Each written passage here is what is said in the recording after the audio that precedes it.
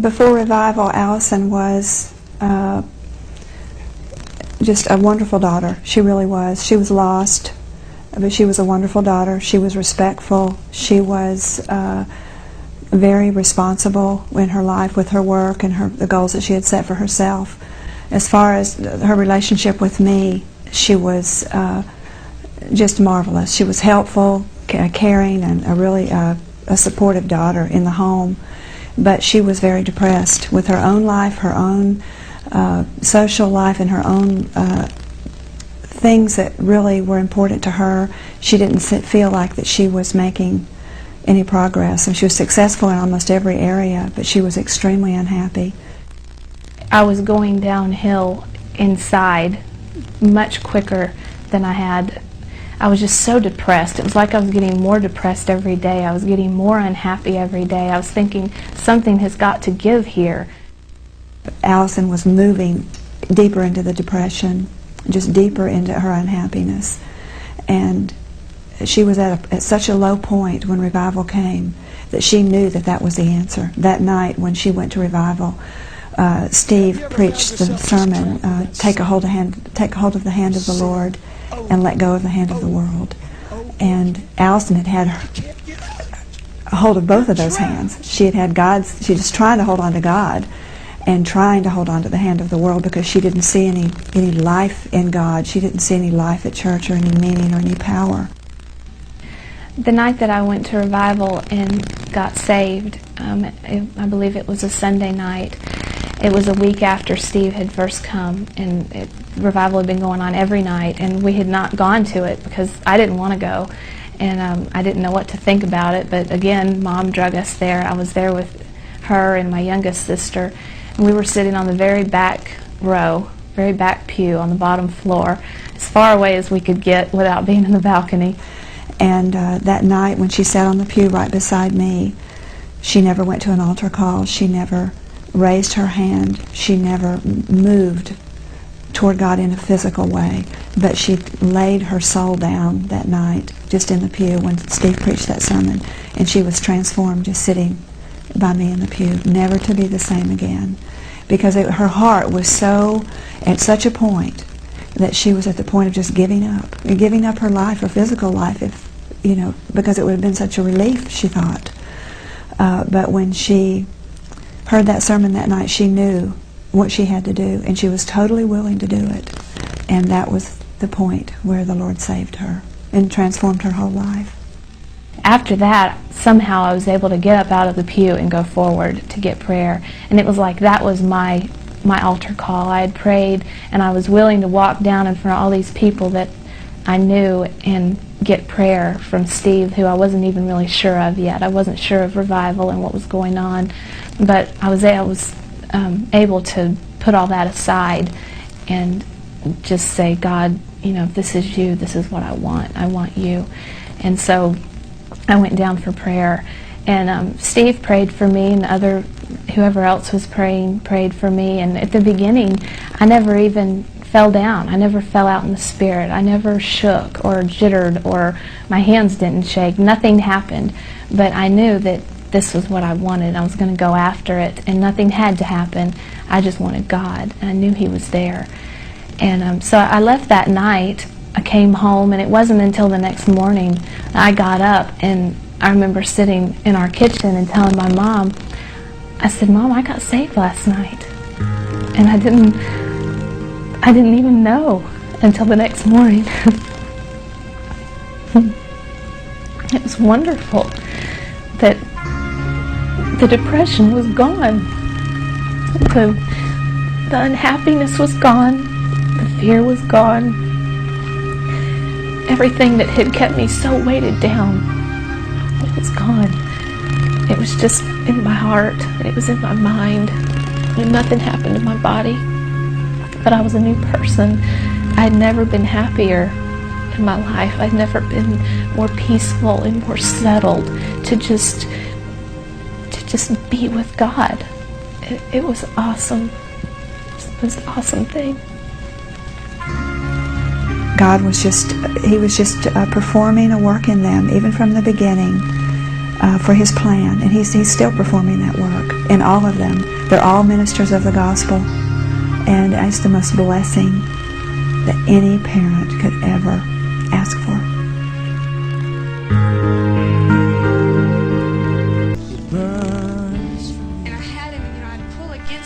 All over the world, thousands of people have seen the dramatic testimony of Elizabeth Ward on video. So He got me up there, and I said, God, I can't go any farther than this. I can't lift, I'm not going to go up off this ground. And I guess it came down to that I didn't have the faith in Him to pick me up off the ground. But then He let go of my hand, and my hand began to shake just very, very fast, just up in the air. And then I just lost all my strength, and I fell to the ground. And I said, God, what are you doing? And He told me that it was just like in my life. If I had faith, He could take me anywhere. But if I didn't have the faith, He would if I couldn't hold on to Him and He couldn't hold on to me, then my life would go like my hand was going, and I would fall. And that would be my life. My life would be a disaster if I didn't hold on to Him. And so I understood that.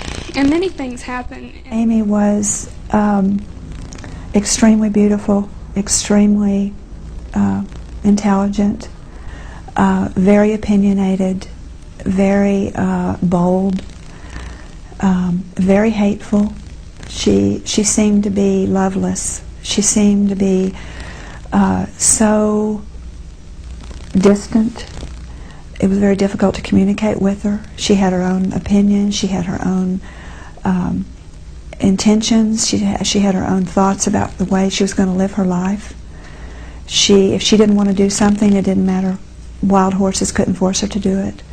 Before the revival, I grew up a very rebellious child. I was like that from the time I was born. It wasn't something I picked up along the way and just became as I got older. It was something that I was from the moment I was born.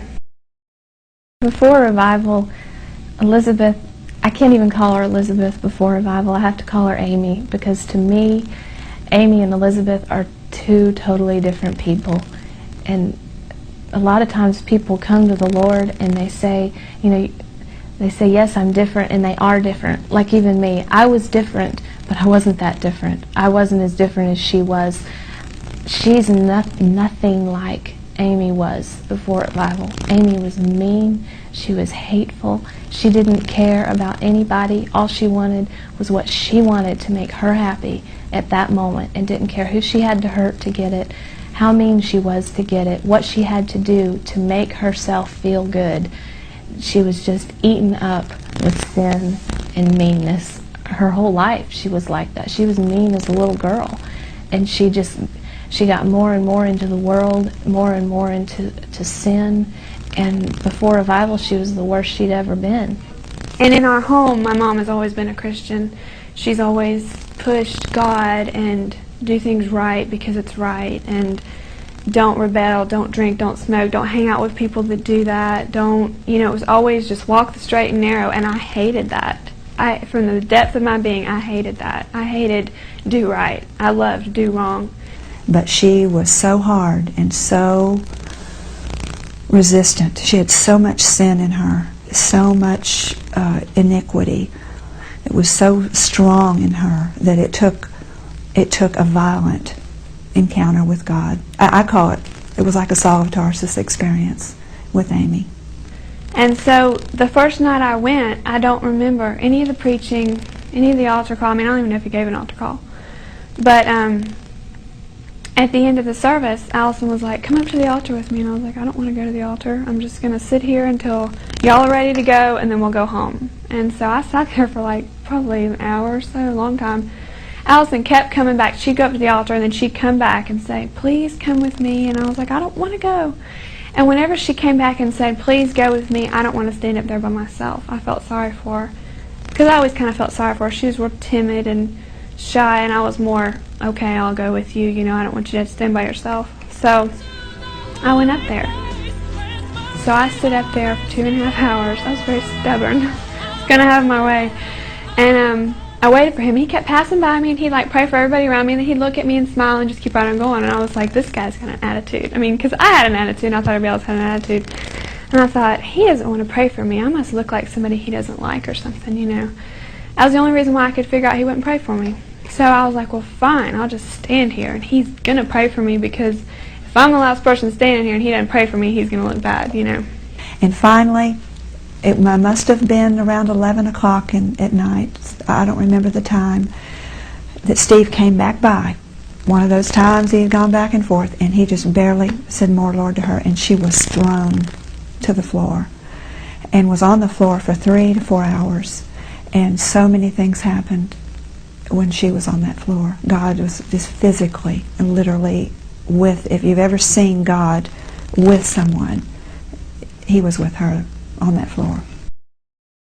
They said it looked like somebody hooked me up to an electric, you know, plug, because they said from my head to my feet would shake, and it was like I was almost off the ground. It would shake so hard.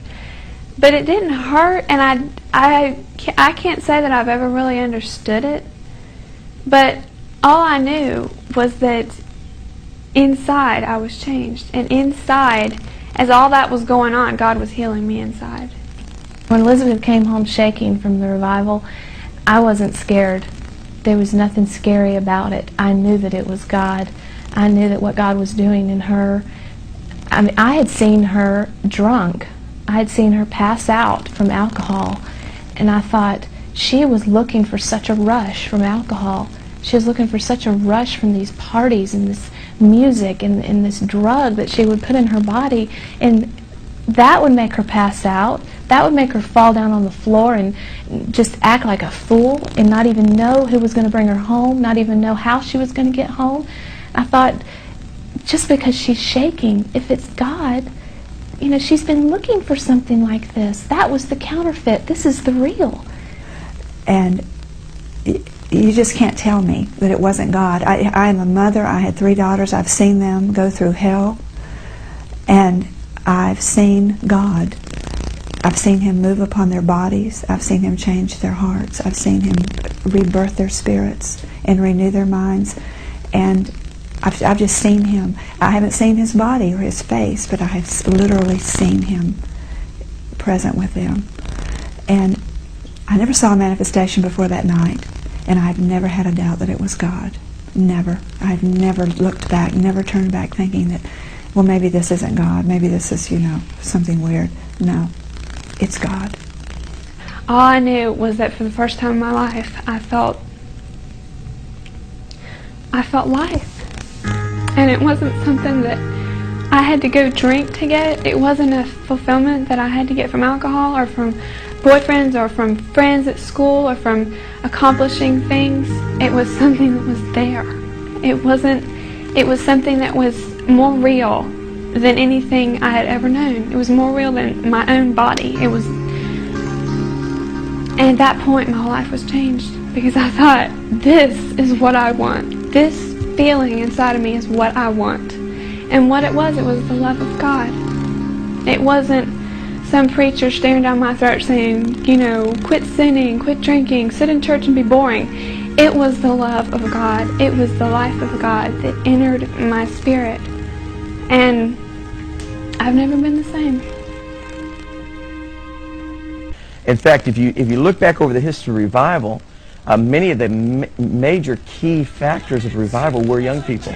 You've got Charity, who's been singing every night practically from day one. You've got Elizabeth and Allison Ward, you know, who were very instrumental parts in the very beginning of it. You have the sweeping of the schools. We went from 3 campus clubs before revival to now over 30 campus clubs, you know, and where they're effectively reaching, you know, their schools and so forth. So the young people were when you go outside of Brownsville, you don't hear very much about the young people, but the young people were very much a strong part, and still are, a foundation and spearheading of the revival. It's like every other revival through church history. It's always been through the younger generation that I think is not so set, you know, in their ways. They're more open for new things, that type of thing. And even though our whole church was ready, our young people was definitely a large part of that.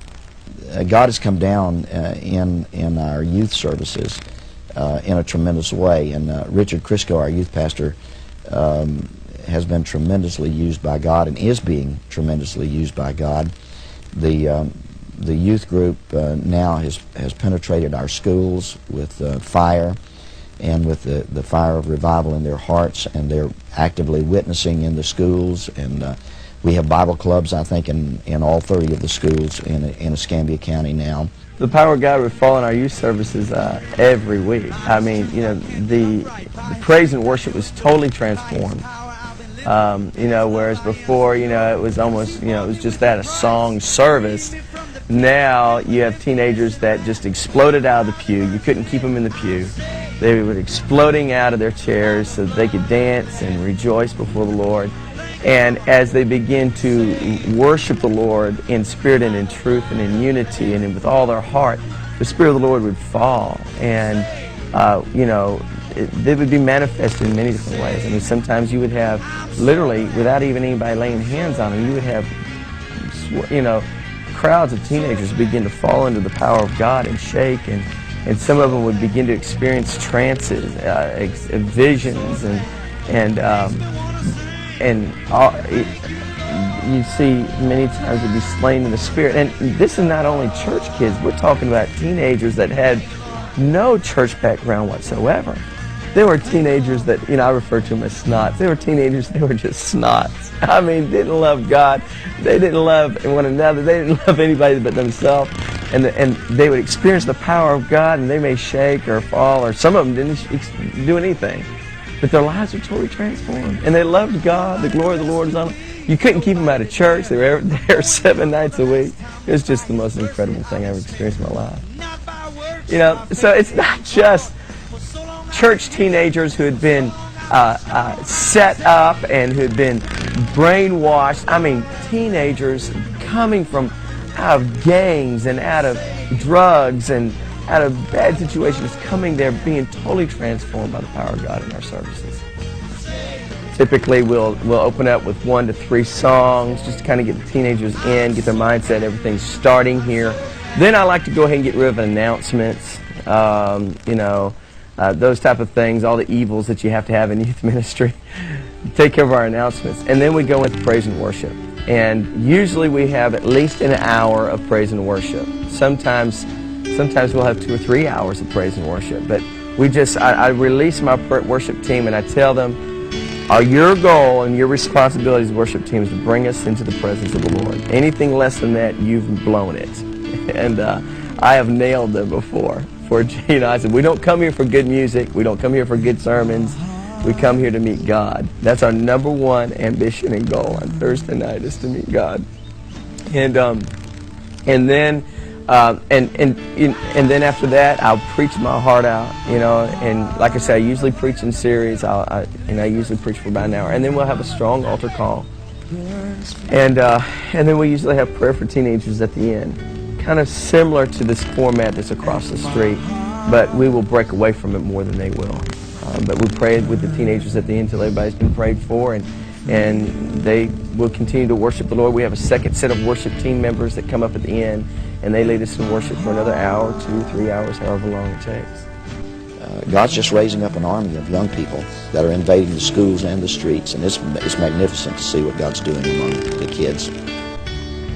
The Lord spoke to my heart and He said, Richard, I've had a generation that has sought me because they were told that I'd put a pool in their backyard or give them a big car. He said, but I have a generation that's rising up that doesn't care about what I can give them or what I can do for them, but they just want to know who I am. I just couldn't get to revival enough. That's all I wanted to do. It was late summer, school was approaching, I was a vice principal at Niceville High School, and I just wanted to get to revival. And I would go to revival at night, I'd work all day, go to revival at night, and then my wife would go. So I would go a couple times and she would go. But when the Lord began to impact these kids, and you're living in the shadow of this Brownsville revival where the world is coming, it's going to affect your school. It's going to affect your grocery store. I mean, it's going to affect the community. It just has to. Kids would come up and they'd want to go. They would hear about it. They would see a change in somebody, or a kid that went to the revival would come back and tell them what happened to them at the revival. And so they would want to go.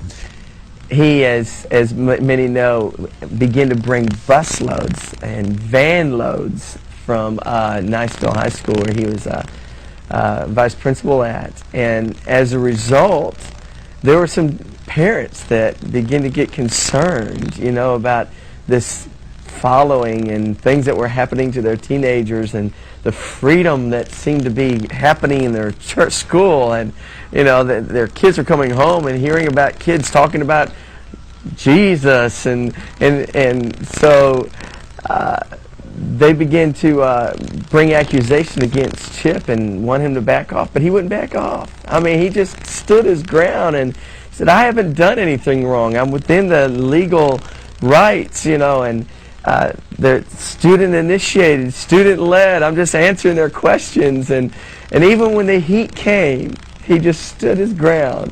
One example of what happened was there was a student who had been involved in drugs, alcohol, premarital sex, depressed, and she got saved. She got set free of all that. You know, first of all, she got saved. Jesus is her best friend. She's going to heaven, and her grades go up. Alcohol goes away. Depression, drugs.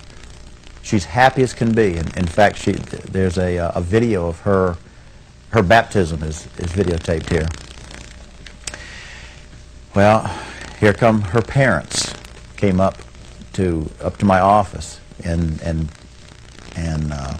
came in to me and stuck their finger in my face, and they said, Dr. Warren, do you know what our child is doing every time we go back into their bedroom? And I said, no, sir, I don't. You know, I don't know. I've never been in your house. They said, well, they're reading their Bible, and it's your fault. And suddenly you begin to realize that there are parents out there who would, no kidding, they would rather their child be on drugs, alcohol, premarital sex than going after the things of the Lord, than being back in their bedroom, reading the Bible. But do I have any regrets for anything that we said or did at night, for high school, for praying with kids, or inviting them to church, or reading the Bible with a child? Certainly not. Certainly not. It's great to have men of God in positions like that who will make a stand, and they making a difference. They're making a difference. And it's the end of the story is yet to be seen, and Chip Worldwide.